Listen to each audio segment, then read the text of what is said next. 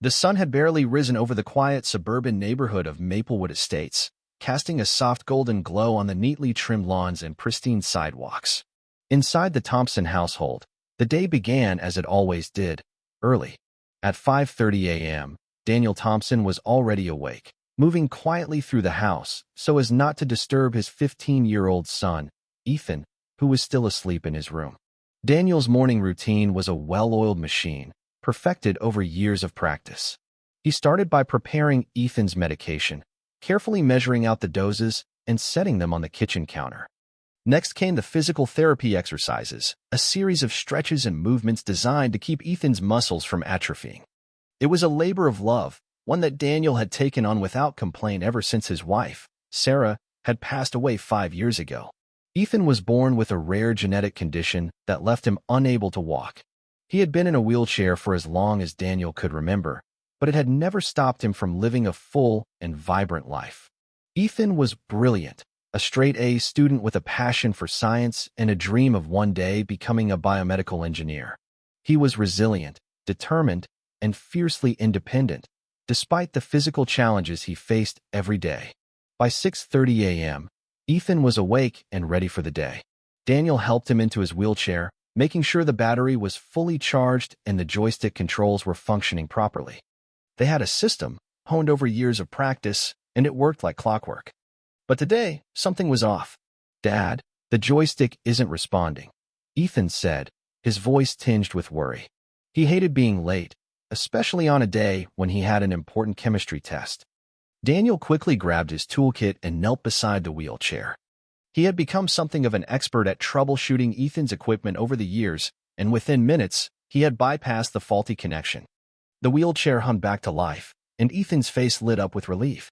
"You're a genius, Dad," Ethan said, grinning. Daniel smiled back, but his relief was short-lived. As they headed outside to wait for the school bus, he noticed their neighbor, Margaret Hayes, watching them from her window across the street. Margaret was the president of the Maplewood Estates Homeowners Association, HOA, a retired executive with political ambitions and a penchant for micromanaging the neighborhood.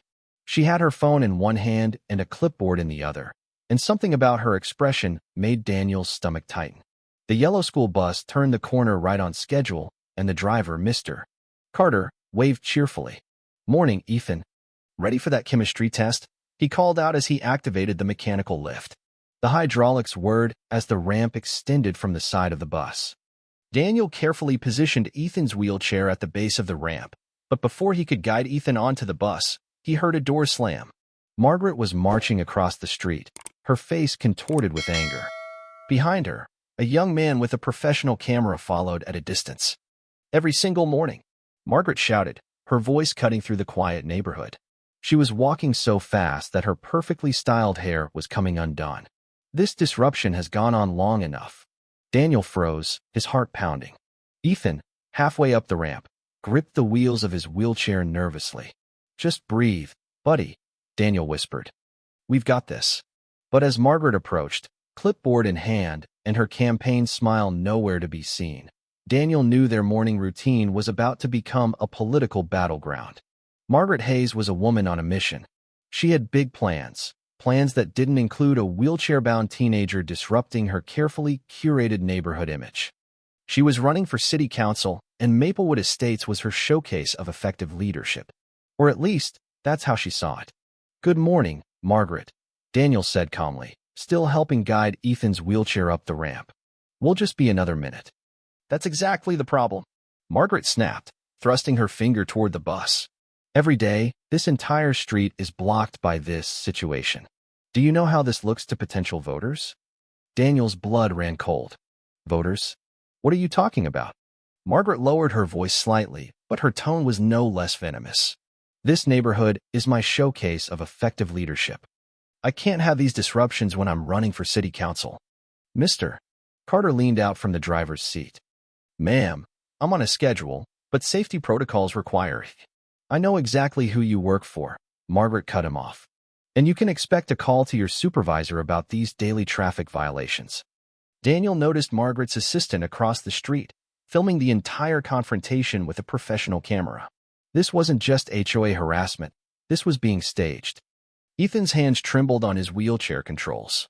"Dad," he whispered, "I'm sorry. I'm causing trouble." Something inside Daniel broke hearing those words. His son, brilliant and kind-hearted, was apologizing for existing. "Margaret," Daniel said firmly, "my son has every right to." "I've documented 27 instances of street obstruction," Margaret interrupted, flipping through her clipboard. "I'm filing formal complaints with the school district, the transportation department, and bringing this up at tonight's emergency HOA meeting."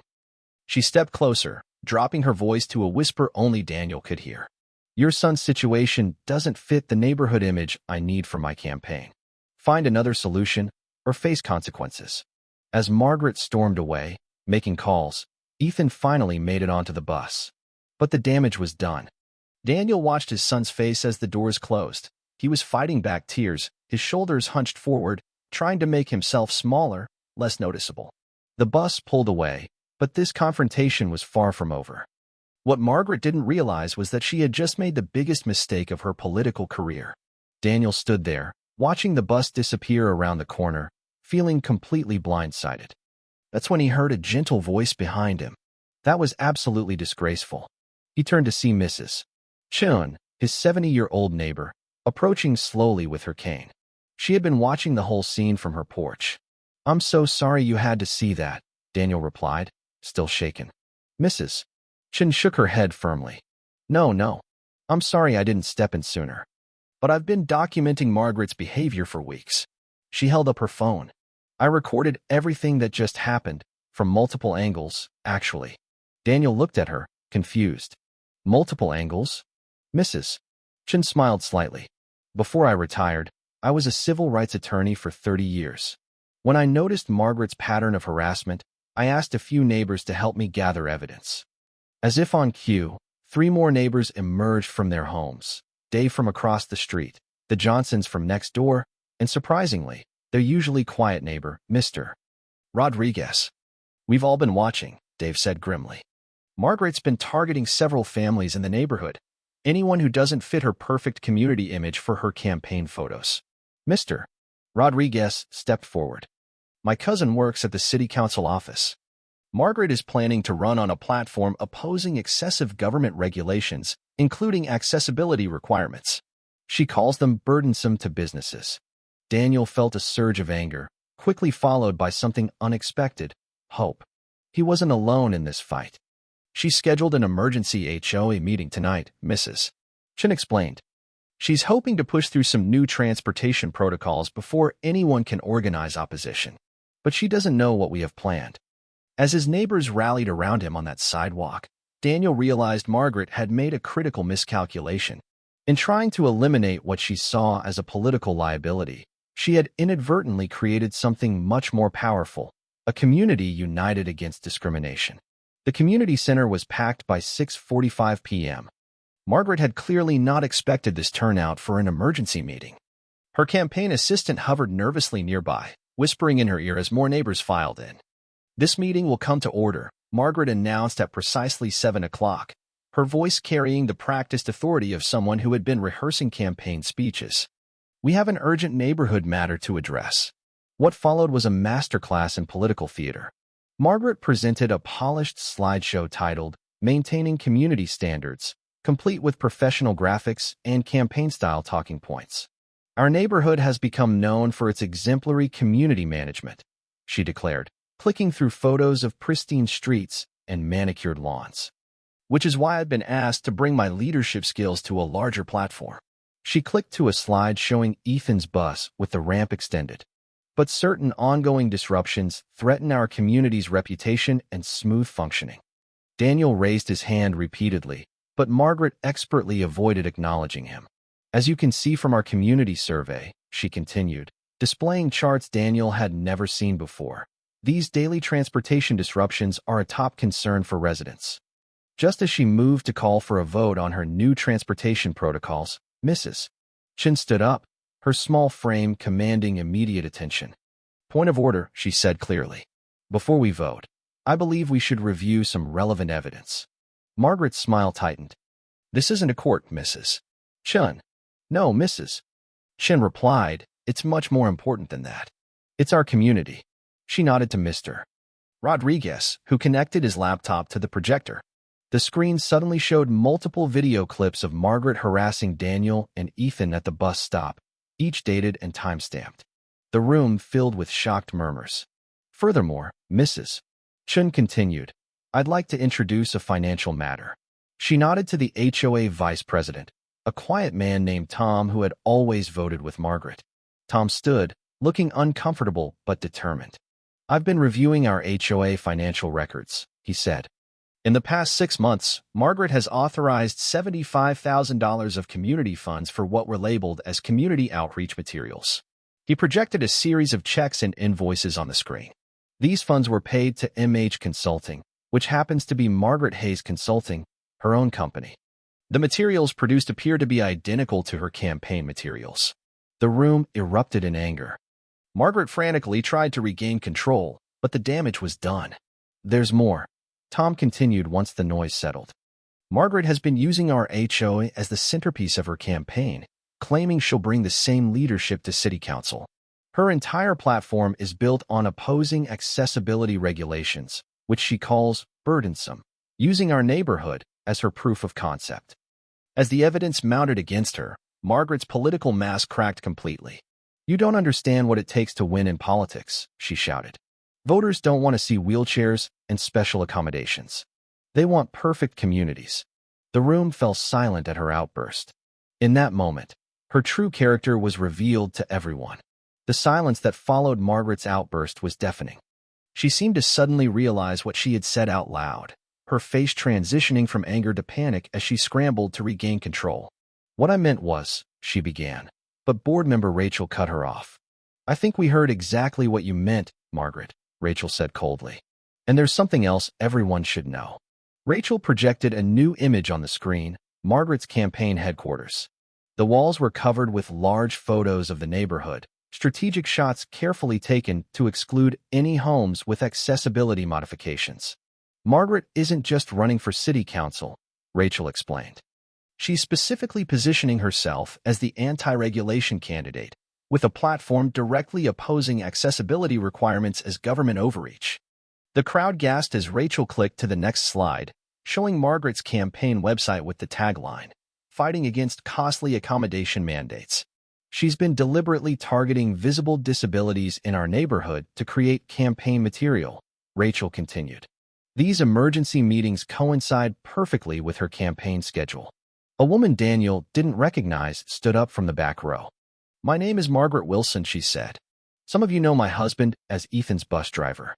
What you don't know is that I work for Councilman Davis, the person Margaret is challenging in the election. I'm here in my capacity as a concerned citizen, not as a representative of the councilman's office." She placed a folder on the table. "These are public records of Margaret's previous political attempts. 3 years ago, she ran for county office and lost after making extremely insensitive comments about disability accommodations being aesthetic eyesores." Margaret lunged for the folder, but Tom blocked her path. "You're all making a terrible mistake," Margaret threatened. "I have powerful supporters who—" The door at the back of the room opened, and everyone turned to see Ethan wheeling himself in, his chin held high despite his obvious nervousness.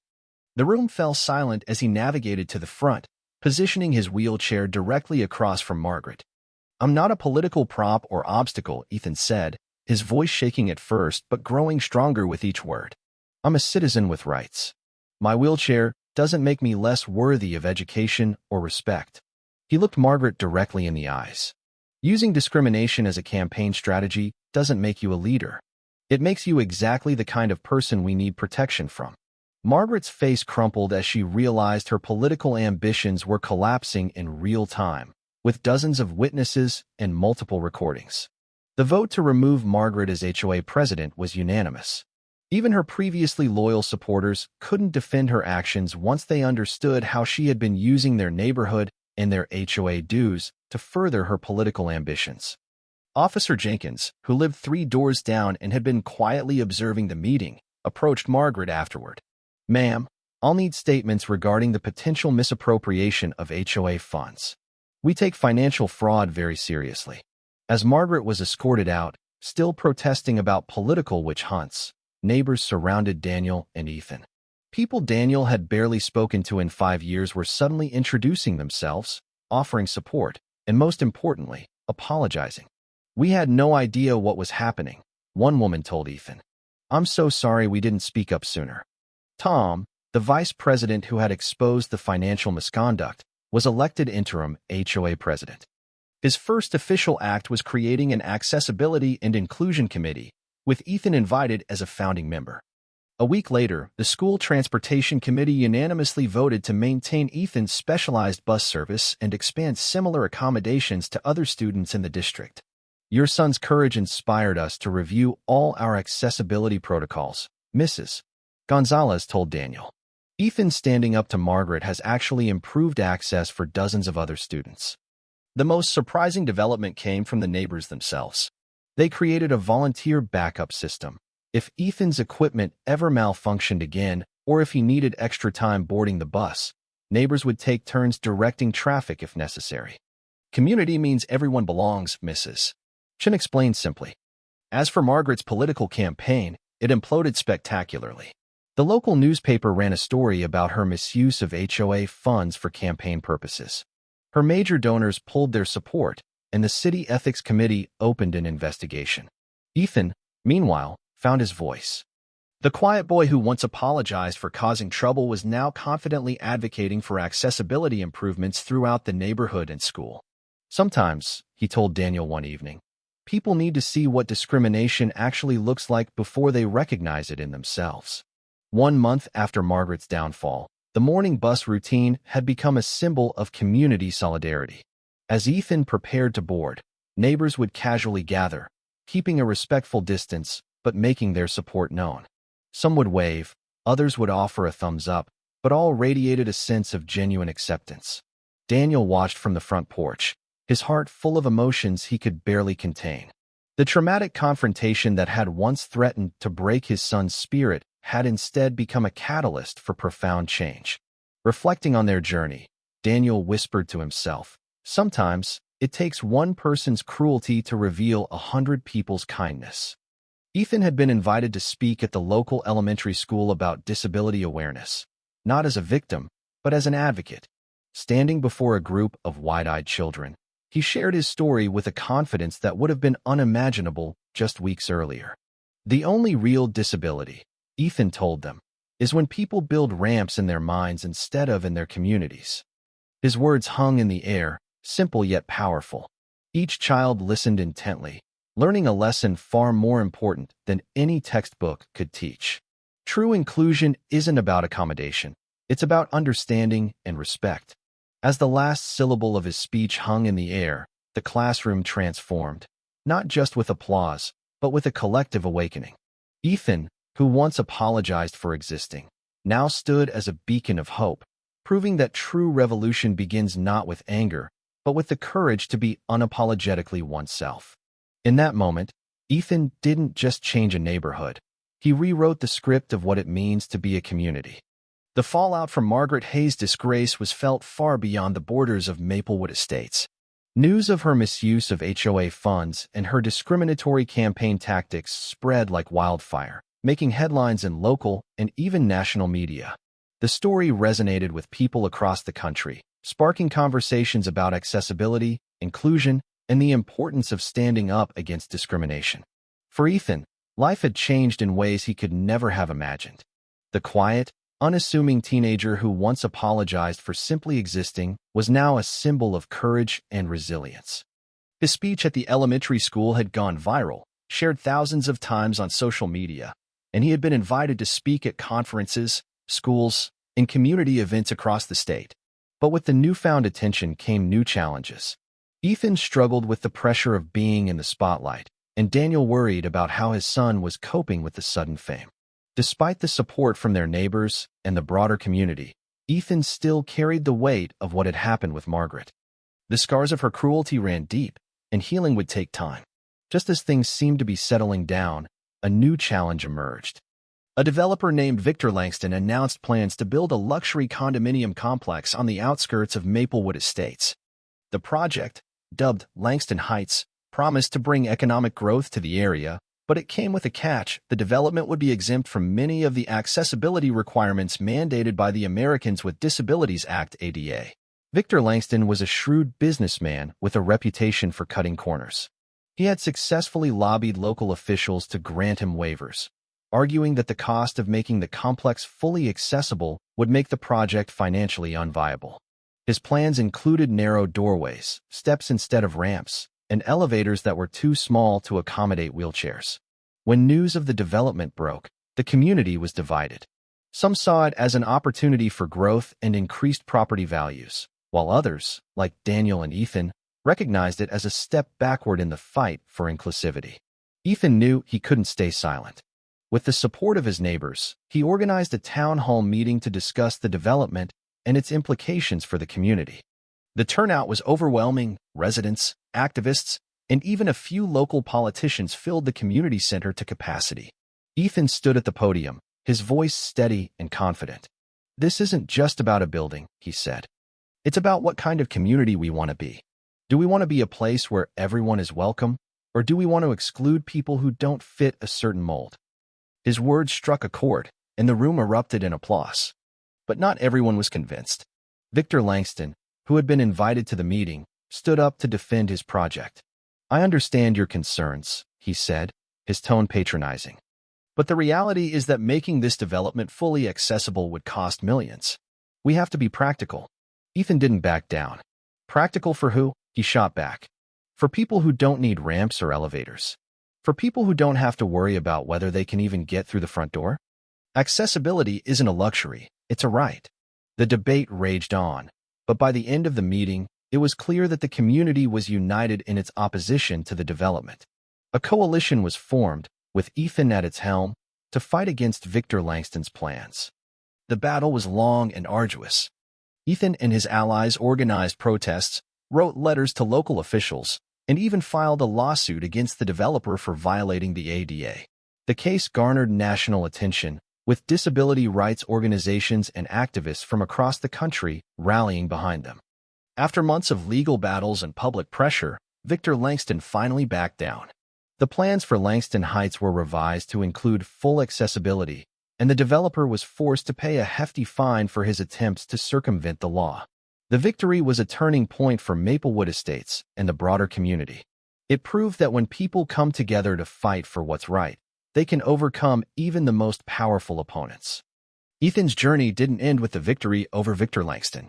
Inspired by his experiences, he decided to pursue a career in disability advocacy and public policy. He enrolled in a prestigious university, where he studied political science and disability studies, determined to make a difference on a larger scale. Daniel watched with pride as his son grew into a confident and passionate advocate. The boy who once apologized for causing trouble was now a young man who refused to let anyone tell him he didn't belong. In Maplewood Estates, the changes Ethan had sparked continued to ripple outward. The neighborhood became a model of inclusivity, with accessibility features integrated into every aspect of community life. The HOA, now led by Tom, and the Accessibility Committee worked tirelessly to ensure that no one would ever feel excluded again. Years later, on a crisp autumn morning, Ethan returned to Maplewood Estates to deliver a speech at the unveiling of a new community center. The center, which had been designed with input from the Accessibility Committee, was a testament to how far the neighborhood had come. As Ethan stood at the podium, looking out at the crowd of familiar faces, he felt a surge of emotion. "This community center isn't just a building," he said. "It's a symbol of what we can achieve when we come together. It's a reminder that true inclusion isn't about ramps or elevators. It's about understanding, respect, and the belief that everyone deserves a seat at the table." The crowd erupted in applause, and Ethan's eyes met Daniel's. In that moment, they both knew that the fight for inclusivity was far from over, but they also knew that they had already achieved something extraordinary. As the sun set over Maplewood Estates, casting a warm glow over the new community center, Ethan wheeled himself down the ramp and into the crowd. The ramp that had once been a source of conflict had become a symbol of hope, resilience, and the power of community. And in that moment, Ethan realized that the ramp hadn't just changed his life, it had changed the lives of everyone around him. Years passed, and Ethan's work continued to inspire change. He became a leading voice in the disability rights movement, advocating for policies that promoted accessibility and inclusion at every level of government. His story, which had begun with a simple morning routine and a confrontation with a cruel neighbor, had become a beacon of hope for millions. In Maplewood Estates, the legacy of Ethan's courage lived on. The neighborhood remained a shining example of what a truly inclusive community could look like, and the ramp that had once been a source of conflict was now a cherished symbol of unity. As for Daniel, he couldn't have been prouder of the man his son had become. Together, they had faced unimaginable challenges, but they had emerged stronger, more determined, and more united than ever.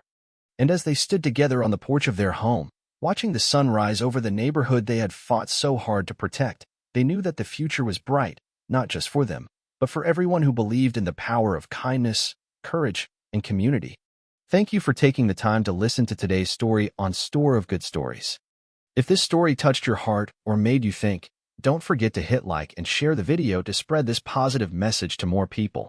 And if this is your first time here, make sure to subscribe and turn on the notification bell so you won't miss any of the meaningful stories we share every week.